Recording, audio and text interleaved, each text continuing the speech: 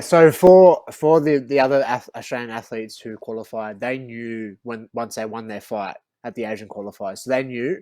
I was the only one who this wouldn't normally happen, but because of COVID, the world qualifier got cancelled, and they were giving out these spots to the highest ranked athletes who hadn't qualified, and I was one of them. So I remember exactly where I was. I was on the border of New South Wales and Victoria, because Victoria was going into a 5-day lockdown, and I couldn't risk being locked down again. Being in 2021, I'm thinking this is the Olympic year. I have to really focus on being prepared, being ready. So I just drove up to the border, and I was just waiting to see what Dan Andrews was going to do.